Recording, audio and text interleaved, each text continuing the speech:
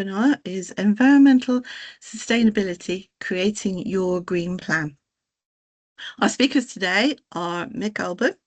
Mick is the Development Director for Care and Support West, and he's going to take you through a session designed to equip you to meet the requirements of CQC's Quality Statement of Environmental Sustainability and Sustainable Development.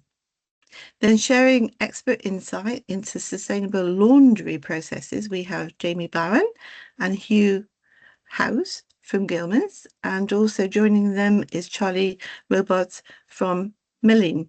I never know how to say that, so I apologise if I've mispronounced it. That's okay.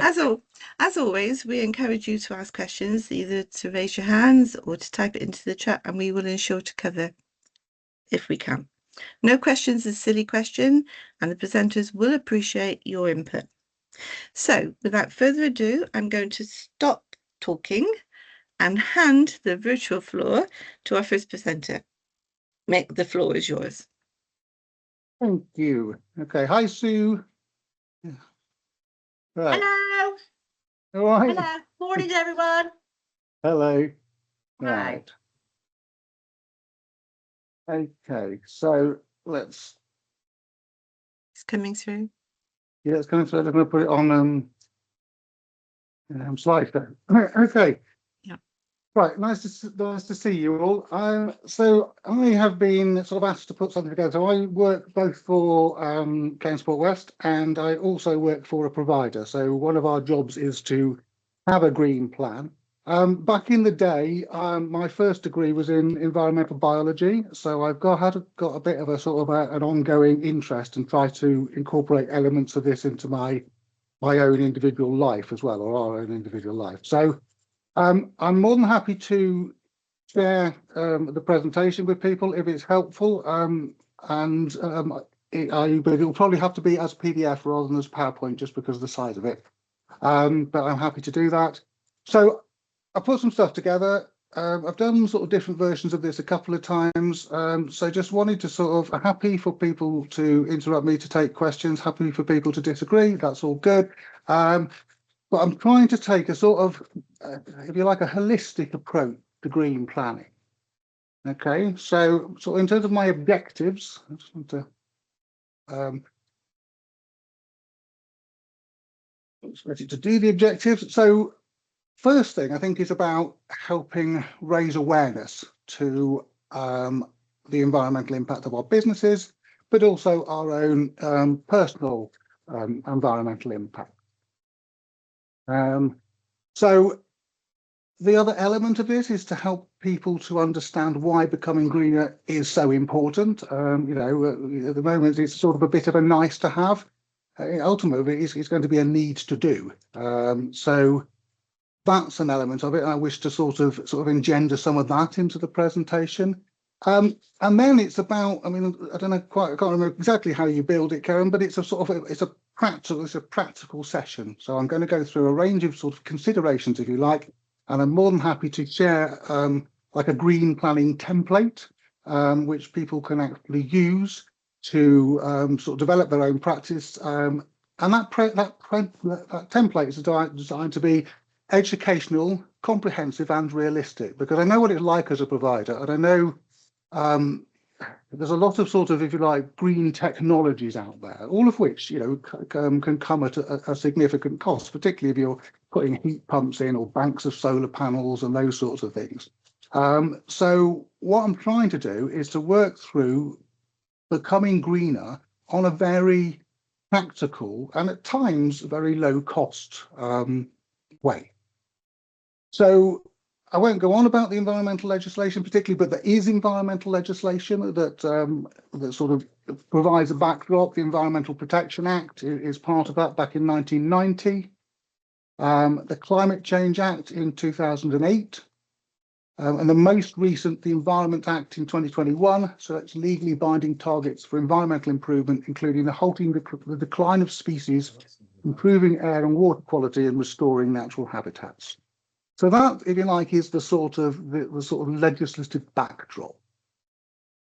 On top of that, CQC, when they came out with their single assessment framework, introduced at the end of Well-Led a quality statement around environmental sustainability and sustainable development.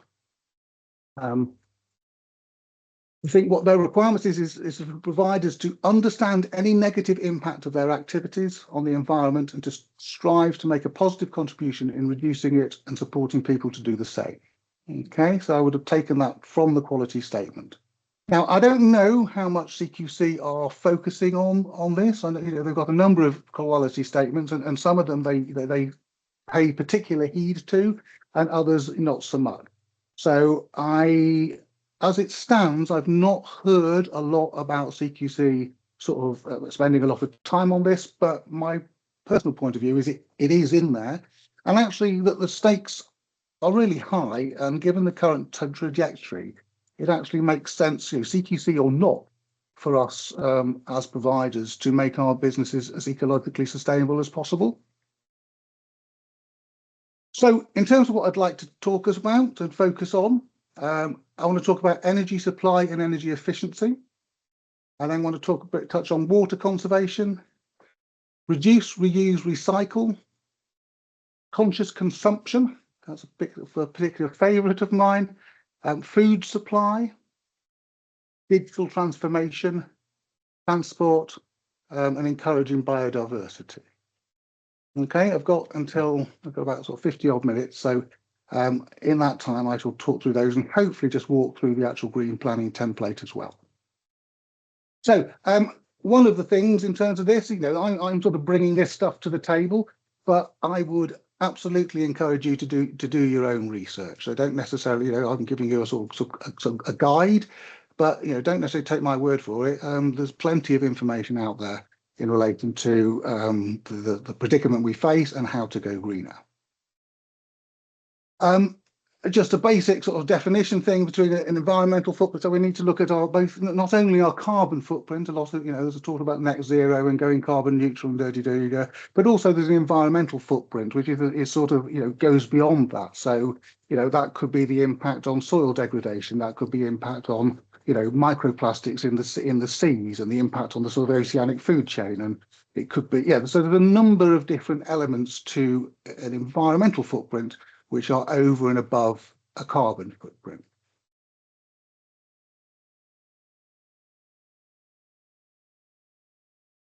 So I just wanted to touch initially on energy supply. And as I say, I'm interested in people coming in. I mean, energy supply, energy is expensive, isn't it? And who you choose to supply your energy is, I think, largely determined by the cost of it. Rather than the sort of ethical considerations. But it's also a major way that we can reduce our both environmental and our carbon footprints. And I didn't know this, but in part of my research is that in 2024, renewable energy sources accounted for over 50% of the UK's electric generation for the first time. So with wind, solar, hydroelectric and bioenergy as the primary sources. So with 2026 now, I actually thought that was pretty impressive. I didn't realise it was as high as that. So I would hope that alongside that, and a lot of energy providers are providing sort of green tariffs these days, and energy, from fossil fuels, the price of that is going up. So I would hope that the balance is shifting, and that more and more you would be able to get energy from renewable sources at a comparable price. So it does depend. So not every energy provider who says we provide green energy provides 100% green energy. They might have a bit of it feeding into their system. So the energy that we get, effectively all goes into the same national grid. And that can have, coal-fired power stations, wind turbines, nuclear power, all of those, hydroelectric, all of those contributing to it. So, so we're not off-grid running on our own solar panels and wind turbines. So we're all getting our energy from the same national grid. But some companies are saying that the 100% of the energy that they supply is from renewable sources. And I'm not going to. I'll provide a link, but I won't necessarily do their marketing for them. But those companies either have their own infrastructure of wind and solar farms, or providing biogas, or they have power purchasing agreements in place with other companies that are, if you like, the generators of the renewable energy. So I've got a link here. So there's quite, and also in the green plan itself, there are links through to some of those energy suppliers, and then then they tell you what their individual energy packages are. Okay. So that's in terms of energy supply. So there are 100% green energy suppliers out there, and if you do your research, you hopefully these days increasingly be able to find one. Hello, hello. Sorry, I can just hear someone. Yeah, who is competitive in terms of cost. So the next thing I wanted to do was go on to energy efficiency. Now, Gilman's will be talking about their own their appliances that they produce later on as part of this webinar. So, and certainly, without doubt, having energy efficient appliances is a really useful part of your energy efficiency strategy. I've got a sort of number of sort of components to that. And with energy efficiency, for me, it's energy is becoming increasingly expensive. So it's not just about us being greener. It's also about us doing things more economically, actually saving money as best we can. So the more energy efficient we are, the more we can potentially save money. So, and some of that I think is around investment in energy efficiency things, and some of it I think is around creating a culture with your staff where they're actually preserving and saving energy rather than wasting it. In terms of investment areas, I think these are what I see as sort of can-dos, if you like. So most of us have probably will have double glazing in our properties. Most of us will have some level of insulation against heat loss. We may or may not have smart meters in place, but if we do, they can be really good for for helping us to see in real time how much energy different appliances are drawing. Probably a lot of us by now, probably most of us, have been replacing all our tungsten filament old incandescent light bulbs with energy efficient light bulbs. As we, as things become obsolete or they break down or need replacing, we are increasingly transitioning to A-rated energy efficiency appliances. Another thing is to make sure that your heating system is working efficiently. So all those things require an element of investment, but they're all things that probably we will be investing in anyway, and all of them can have benefit in terms of energy efficiency. The next element, which as a provider will do work on, let us say, have struggled with, is true at times. Staff, because it's not my house, there can be a little bit of not necessarily stepping up and taking responsibility, and so energy costs or energy can be wasted, and costs can soar as a consequence of that. So we try and encourage a culture where staff switch off lights and appliances when they're not using them. Don't leave doors and windows open in the middle of winter with the heating blaring. So the other thing is when people are using the tumble dryer in the beautiful sunny day outside, and people have got the tumble dryer on, so that's something that we've been sort of working with them around. And also not ironing clothes and bedding if they don't need to. All of those are things that don't cost you a penny, but could save you lots of pennies. All things that staff could do. And I think that educating staff and clients can make a real difference on its own. Okay, a little bit about water conservation. It's not a lot on this, but you can. So in the UK, I mean, I don't know, it's been appalling. I don't know if that's the right word, but we're not over winter. It's just been a deluge. I think I'm living down here in Devon, and I think we had something like 45 days straight, in which there was rain at some time in the day. And for some of that, it was rain for most of the day. So we look out and we go, there's no shortage of water around here. And yet we do get to times when we have substantial droughts, and hosepipe bans, reservoirs running low. So our climate seems to be sort of seesawing, if you like, between ridiculous abundance of water to potential scarcity. And in that climate, it would make sense to manage and conserve water as efficiently as we can. And I understand that the sort of the water system, the grid of water, it's got leaks all over the shop. So a lot of that, there's a lot of waste of water through the sort of infrastructure itself. We can pressurize that, but we can't do anything about that per se. But there are things we can do. So we can promote mindful use of water among staff and clients, and they don't just leave the tap running.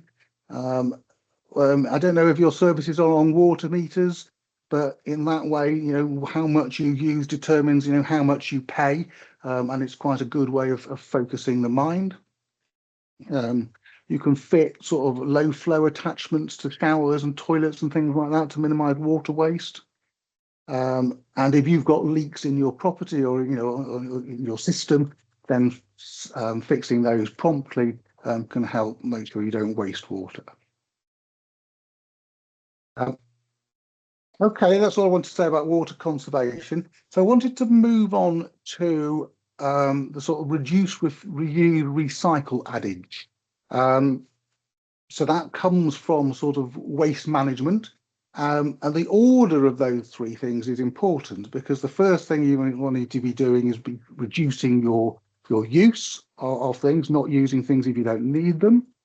Then if you have things, you want to be able to sort of use them as, reuse them as much as possible. So getting things that, are designed to be reusable, or ways you can repurpose things, or things that you can actually pass on for somebody else to use. And then finally, when, you can no longer, you've got it, but you can't reuse it, you want to be able to recycle it. So that's the sort of order we need to be looking at things in. So reduce, thinking about what we buy and not consuming as much. Again, I see an economic benefit here as much as an ecological benefit. Times are tight in terms of sort of finances, so we really don't want to be buying things unless we really need them. In terms of some practical strategies, just in terms of planning for what you're doing, trying to plan what buying what you need, avoiding impulse buying. That's something that I guess we can all apply in our own lives as well as our workplaces. Opt for products with minimal or no packaging. So make use of shared resources such as borrowing, renting, or using community facilities. Now, I recognise that in our sector that is not a well-established thing. However, down here, so if I want to use a lawnmower, we have something called a share shed. So I go and get my lawnmower from the share shed. And there's a whole range of tools and things that they have. When I was in Frome, they used to have a similar sort of network and setup as well. So those resources then are sort of effectively pooled.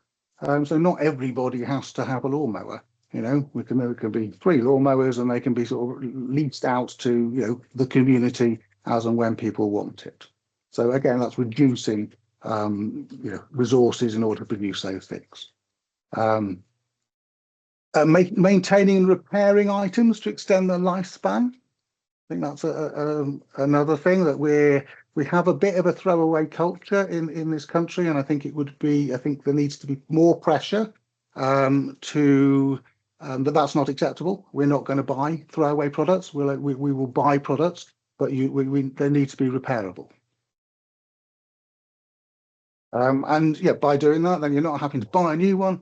If you repair it, the cost of repairing something, it's a bit like a car, isn't it? You don't want we've taken our car down the garage because we need it repaired. I'm going to buy a new one each time. So there needs to be a drive for a more sort of make, do and mend type culture, I would say, from an ecological point of view, and also a financial point of view. One of the things on some of these workshops is around gloves and plastic aprons, and to what degree, just a question, are we just using them sort of willy-nilly and regardless, and to what degree are we using them because we really need to? And do we have a culture, along with turning lights off and not, and hanging up the washing outside, with only using PPE when it's absolutely necessary? So reusing items, I think this I think is quite a challenging one in a way for us. We're we're sort of a semi-clinical and at times clinical environment. The idea of sort of reusing stuff is, it's not part of our culture particularly. There's a bit of this sort of disposal culture. But I think it's something for us to think about and get our heads around. Whether we can choose things like reusable bags, bottles, containers. To what degree? I guess the question is, can we avoid single-use items? I don't see to what degree, in a sort of our business setting or a workplace setting, it would be interesting to know whether there's opportunities to repurpose items. In my life type setting, there's all sorts of things that I'm sort of repurposing, and what wasn't what it was intended for, but I'm going to use it for something else. Repairing broken items. So I talked a little bit about that before. Passing items on. So we talked about the share shed and that sort of idea, that sort of share library. But if you've got stuff that you don't need, can you pass that on? Can you also get stuff from other places? Does everything you need have to be bought firsthand? Because there can be a cost implication to that, and there's an environmental implication to that. So yeah, charity shops, eBay, Facebook, Gumtree, Vinted, all of those. Well, not all of us, but are things that people consider and use in their day-to-day lives. Are there aspects in which something similar could be used in a sort of workplace setting or for a workplace setting? The other thing, in terms of we haven't done this, but I'm looking into it, is sort of use like refurbished laptops and things like that. Do we need to buy a brand new laptop each time, or can we get a refurbished laptop? There's plenty of places, or a number of places, that are doing that these days. So that's something I think we could consider. Yeah, and again, there's cost benefits in many of these scenarios. Recycle. I think all I've said about this is we've now all meant to be part, or should be part, of the UK's government's simpler recycling system. So there's not an awful lot of wiggle room in relation to that. That's a legal requirement. It started for businesses with over 10 employees back last year, and they're going to roll it out, I thought, this year, but I've not heard anything, into domestic places as well, into domestic dwellings. So that might include supported living type settings. Don't go through those, but things that can't be recycled is useful to be aware of. So things like crisp packets can't be recycled. Cling film can't be recycled. Polystyrene can't be. Food soil packaging can't be. Waxed cups can't be. Drinking straws can't be. So it's part of your sort of strategy. And if we're trying to avoid single-use items as well, what are those things that we should be phasing out and shouldn't be using, because ideally, because they're either just chuck away or they can't be recycled. So the next thing I wanted to move on to was conscious consumption. And there's two different elements to this. The first bit I'm going to touch on is the understanding the environmental impact of the products that you buy. And the second one is understanding who benefits from the purchases that you make. So, and I think for me, I think this is the biggest area where we can make a difference. And I think it's the area that is hidden in plain sight. And it is a rabbit hole. It's a rabbit hole that I quite like going down. I'm just going to show you the entrance of that rabbit hole today. But you need to make your own decisions about, how often and how far you go down. Because there's quite a lot to learn, particularly in terms of the second part. So just in terms of environmentally harmful products to be aware of, and again, I think you'll see some of these, it's part of the culture that we just do this stuff. We just have these products, we don't even think about it. The environmental impact of some of these things is given zero consideration. And we're, as a sector, we're consuming a lot of these things in huge quantities. So I'll just go through them quickly. So volatile organic compounds, they're in aerosol sprays, and they're a pollutant. They can cause respiratory issues. Phosphates and nitrogen, they can be in laundry and dish detergents. They can contaminate waterways. Chlorine, bleach, can react with minerals in waterway to create dangerous toxins that last for decades. Wet wipes. I think one of these sessions I went on, I think Scotland, it's either Scotland or Wales, are banning wet wipes which include plastic. So England is sort of lagging behind there, but they can clog sewer systems. They contribute to fatbergs. So they just get flushed and away. Microbeads, little plastic particles that don't biodegrade, enter the oceanic food chain. Triclosan, we all have chemicals with triclosan in. So in antibacterial hand gels and stuff, again, they harm bacteria at the base of the ocean food chain. So we talked a little about single-use items, batteries. Flame retardants, we have to have flame retardants, but they are chemical compounds that leach into the environment and can persist for years. Non-stick pans, again, forever chemicals. Pesticides, so we might go around our patio and spray, Roundup or whatever it is. So chemicals that they're often pollutants and can harm non-target species. Tropical hardwoods, another thing. And vinyl, things like shower curtains contain toxic additives. So I'm just sort of giving you an idea of some of the things that, are in use in our sector. Not all of those, but a good chunk of those. And just sort of inviting you to think about their environmental impact and whether, there is a viable sort of greener alternative. So when looking for viable greener alternatives, there are things like, I look for things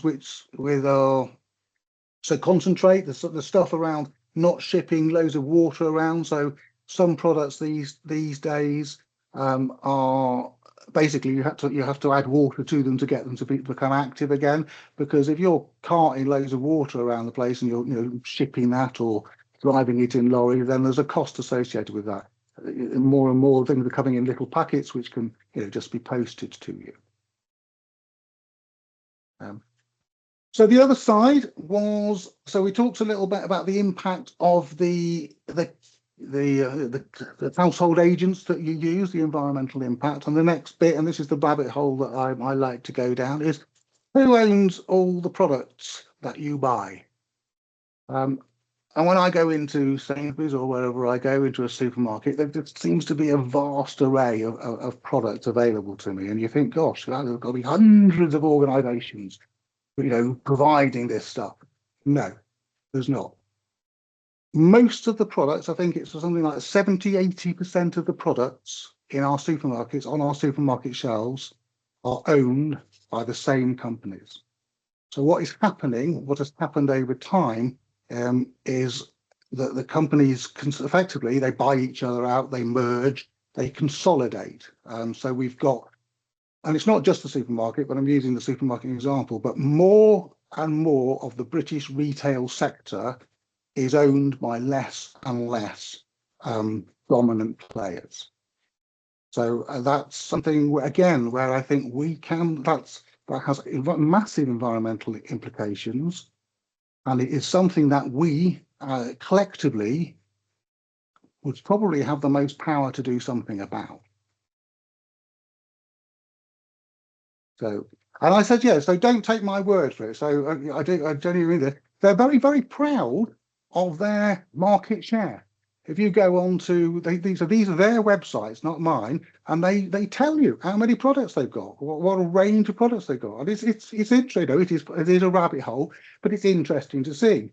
And if we start to realise that actually only 10 companies own the vast majority of the products that are in here, and all our money is then only going to that to a very limited number of places.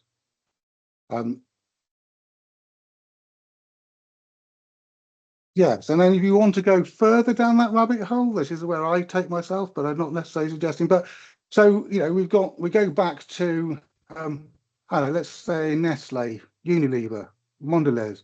So who owns them? And actually, what you then find, so you've got 10 companies that own most of the stuff.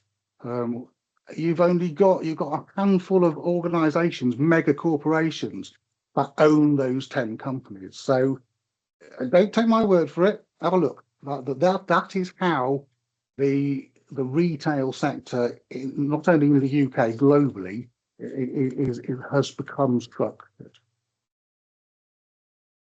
So we talk about the 1%, don't we? And the global elites and dirty. And what I'm trying to illustrate in a way is that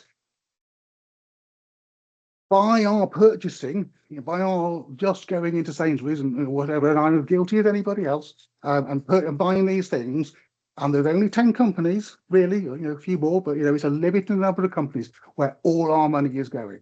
Okay, so that is how they become the global elite and how their power base becomes established. And what I'm saying is it's our purchasing power that determines that and our purchasing choices.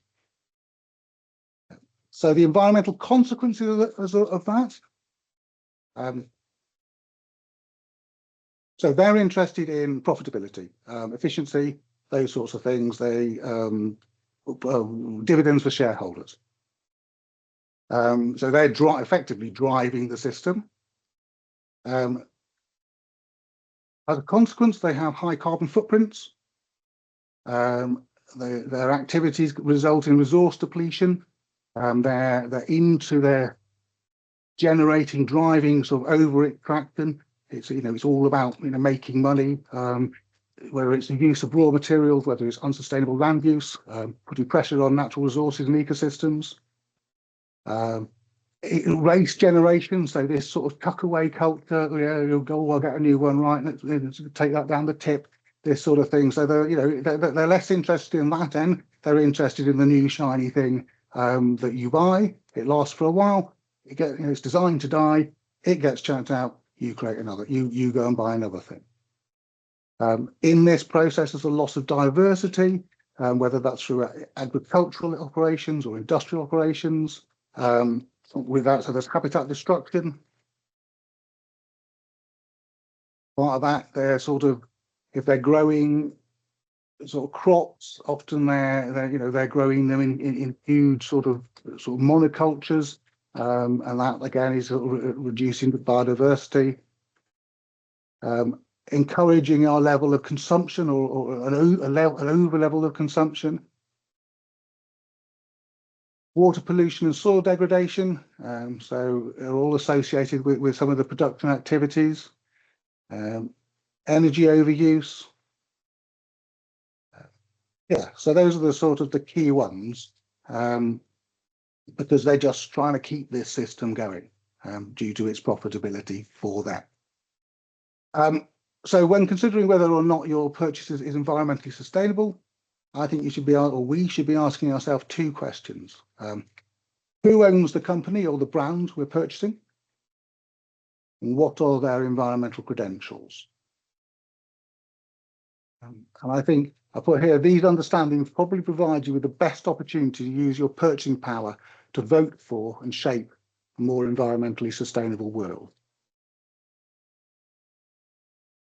So, I mean, you know, that's quite a big one. I've sort of laid on the table there. So where do we start in relation to that? You know, every business has going to have an environmental footprint or an environmental impact to some extent, but it is a matter of degree and how much emphasis they are placing on reducing that.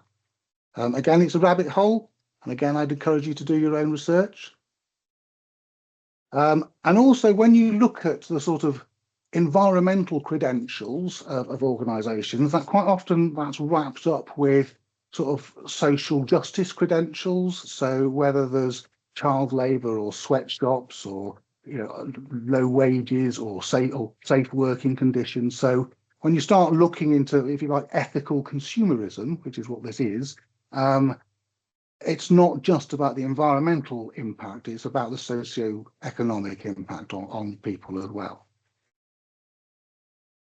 So ethical consumerism, things to consider. So who ultimately owns the product that you're buying? Is it a corporation? Is it a cooperative? Is it a worker-owned collective or family business?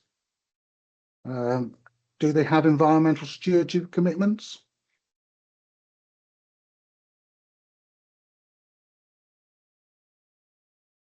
So useful sources of further information.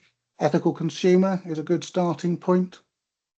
Good On You rates fashion brands on their ethical environmental practices. B Corporation UK lists businesses recognised for meeting high standards of social and environmental performance. Buy Me Once highlights durable products designed to last, helping consumers reduce waste through mindful purchasing. Okay, I'm sort of moving on through. I'm going to have a look at our our food supply next. So, issues in relation to the food supply or things we need to think about.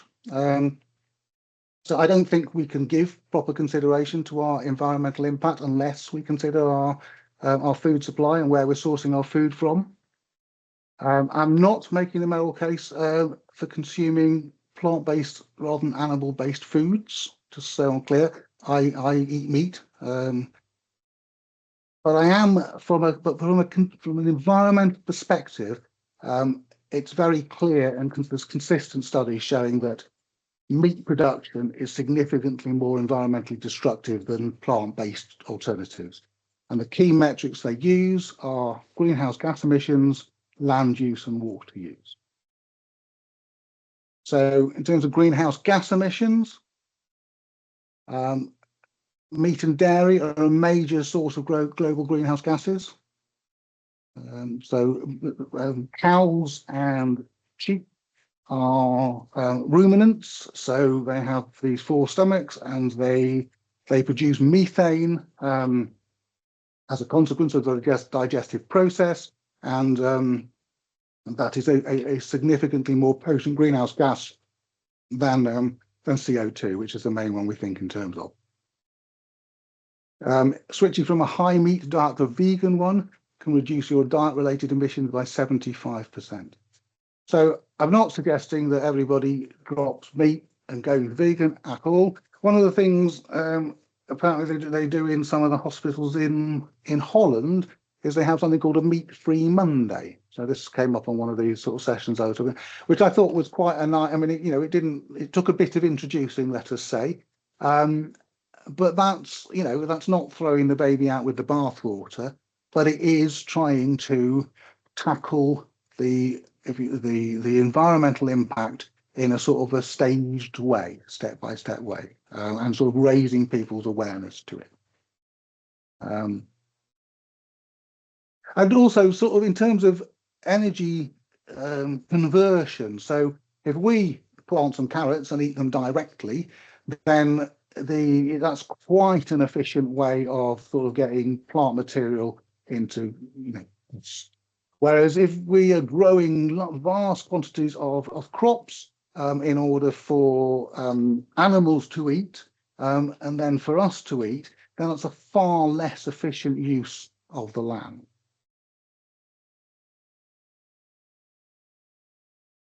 So that land is then potentially, in order to get that land to use inefficiently, often it can be deforested.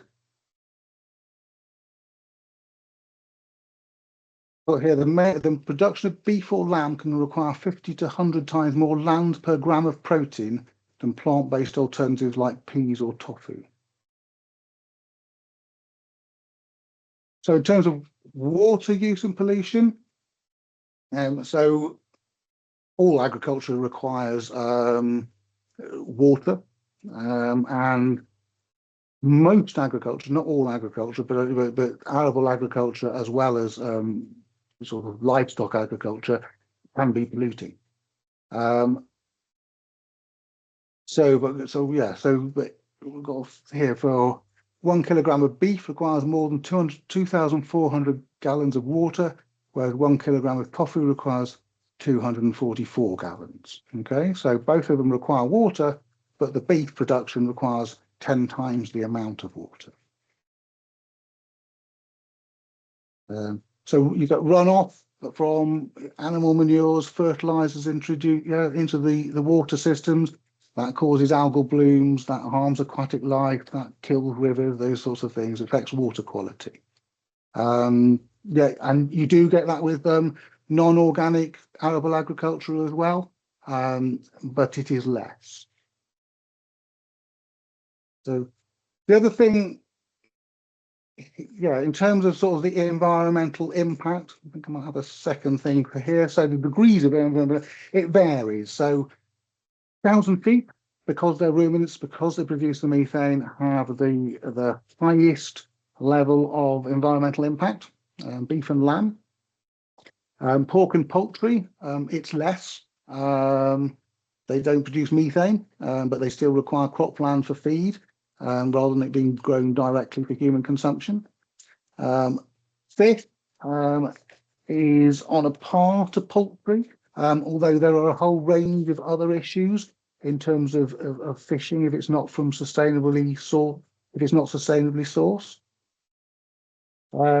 And then I put a deer in here. I mean, the other thing is you've got wild venison. So there's deer on the land which are, because their numbers are not controlled, they're needing to be culled effectively in order to stop their environmental impact. And so deer is actually a very sort of low environmentally. In fact, it could be an environmentally positive thing to do, to eat deer, rather than an environmentally negative thing, as long as it is wild and rather than farmed. Plant-based proteins, tofu, beans, peas and nuts, lowest climate impact across all major food groups. Looking at time, so it's not our job to dictate to people what they eat. It's our job to respect people and their choices, but I would expect people to continue to eat meat, but encouraging people to become more conscious about the choices they make. I'll go on to food miles quickly. So food miles, the concept of where the food is produced in relation to compared to where it is consumed. I'll go through this quite quickly. I mean, there's things around water consumption as well. So almonds, avocados, grown in warmer climates take a lot of water in order to produce them, and that water should ideally be used to sustain the local ecosystem, the local population. So things like salad leaves and veg are grown in Africa and flown over here for freshness. New Zealand lamb is transported to the UK in huge, great chilled ships. So, that's grown lamb in New Zealand, and over here it comes. I mean, that's not, there's an ecological impact of that transportation process. So I'm just mindful of the time. So in terms of sustainable food practices, things to potentially think about. So food miles, seasonality can reduce fruit and veg in season in the UK. Sustainable farming methods, can we choose stuff that's organic or using regenerative or low input agriculture? Can we be mindful of high water or energy requirements for the foods that we eat? Can we buy things which and insist on things with reduced reliance on packaging?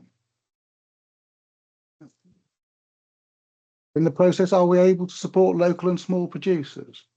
And one of the things, let's go on here. So this is on a personal level, not on a commercial or a business level. We have weekly family vegetable and fruit boxes. Two of them together cost £42.50, I think. And there is enough fruit and veg in there. Well, predominantly, it's not every, we do supplement that, but in terms of the basis of sort of 3 people eating, £42.50 covers off a significant part of it. So actually, I know it's slightly different in a commercial setting, but in a family setting, this is cheaper. It's cheaper for us to do this than it is to go to the supermarket. Another thing that's cheaper and more ethical is, can you be, as a business, are you able to source things from the local whole food cooperative? I know there's things around Bristol. Digital transformation we talk about going digital, and we sort of seem to be a bit of a natural assumption that it's the greener option. And I'm sort of saying not necessarily. It can be. It depends on what it is replacing. And yeah, things like energy consumption, material sourcing, and your specific use. So paper production, resource intensive, it's polluting, but also digital technology generates e-waste. It requires significant energy for manufacturing, for powering servers and devices. There's rare earth minerals and their mining and all of that. So there is an environmental impact with digital technology, and we need to be aware of. And in order for it to be greener, the greener option than paper, because it's not necessarily a green option, the device must be used long enough to offset its production and its energy costs. 10-minute warning, Mick. Okay, yeah, I can finish in that. Let's have a look. So I should go through where it is greener. I think digital technology, without question, is through things like this.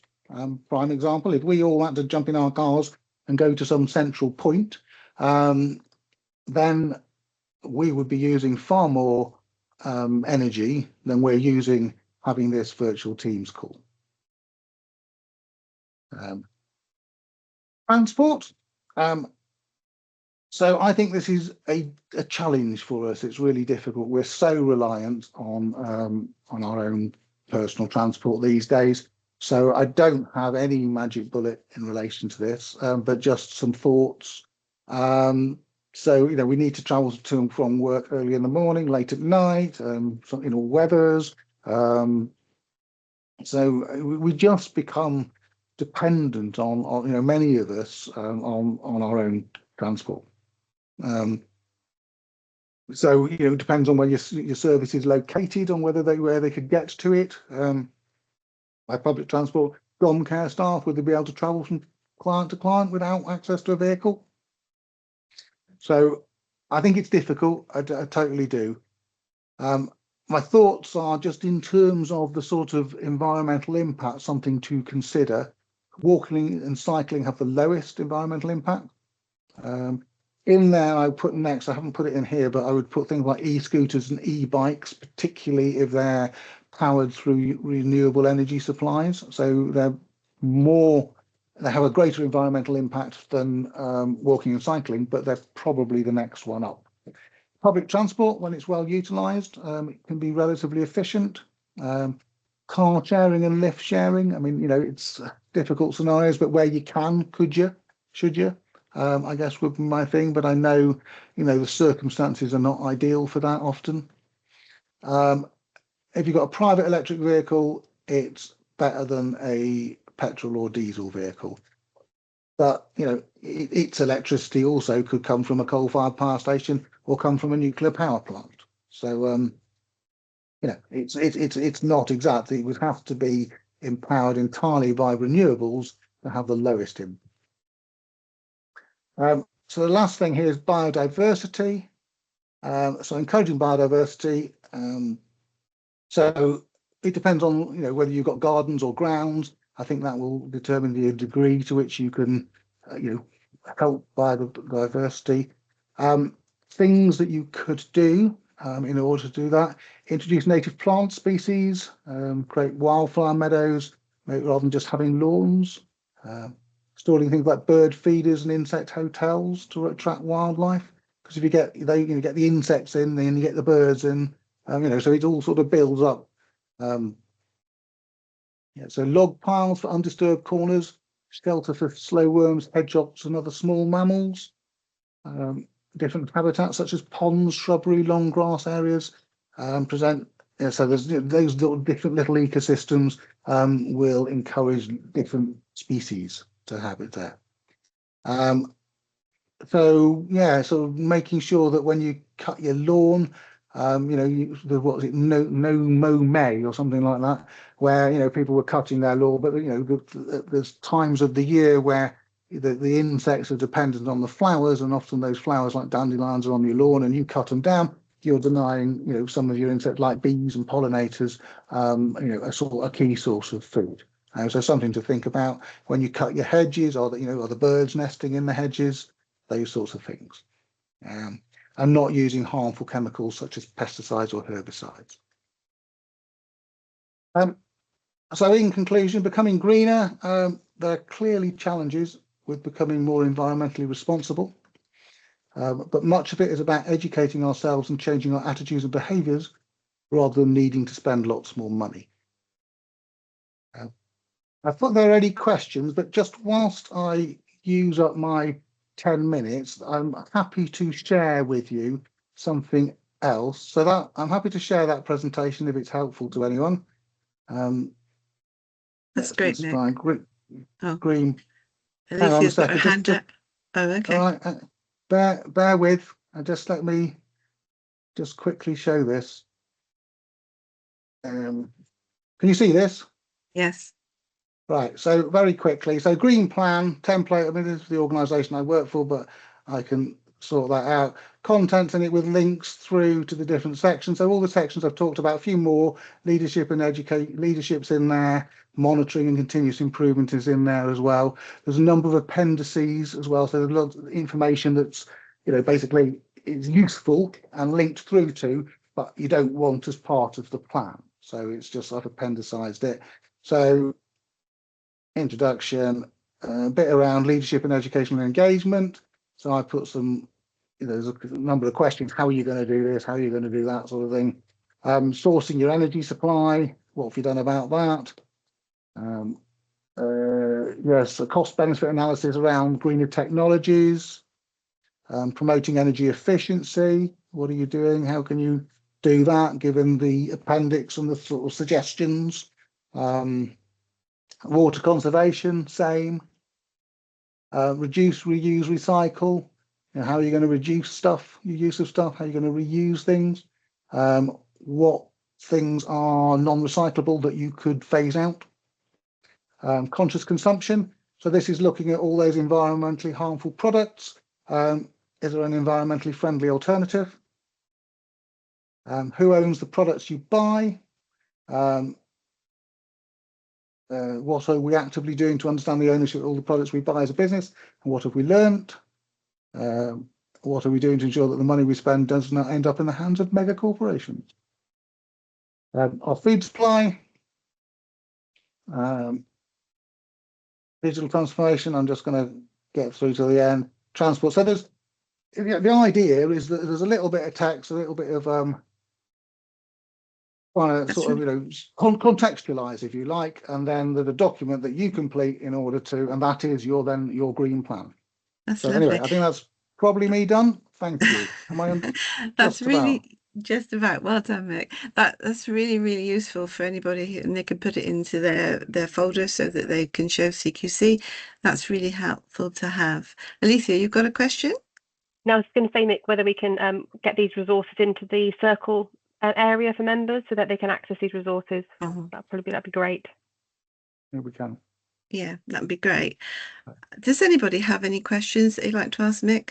We've got a couple of minutes before we move on, but there's not any questions in the chat at the moment. So I've written down 4 R's: reduce, repair, reuse, and recycle. I think that's that's what I'm taking away. I can see Andrew is typing. He's typing something. Whilst Andrew's typing, I'm just going to put into the chat a feedback form that I'd appreciate that you'd have a quick look at some point before the end of the session. That would be really helpful for us. Let me see. It's Andrew's typing, right? I will pick up Andrew's point. I mean, I think there's a degree of fair comment in that. I mean, I will look at it through a dom care lens. I mean, I did talk about the fuel, the mileage, those sorts of things, and it's difficult. I didn't have an easy answer for that. It is. But yes, you're right. That a lot of these things are yes, building based orientated. There's a lot that we can all take away from it, and sort of, I agree with you with dom care. It's difficult. I mean, the transportation, you need a car to get there, you need something to get to. I understand that, but whilst you're actually in the person's home, maybe that's something that you could encourage. In sort of recycling could be something that we could help with. I can see Faith House is typing. We'll have a look at the question in a moment. What I'm going to do is I'm going to stop the recording a moment and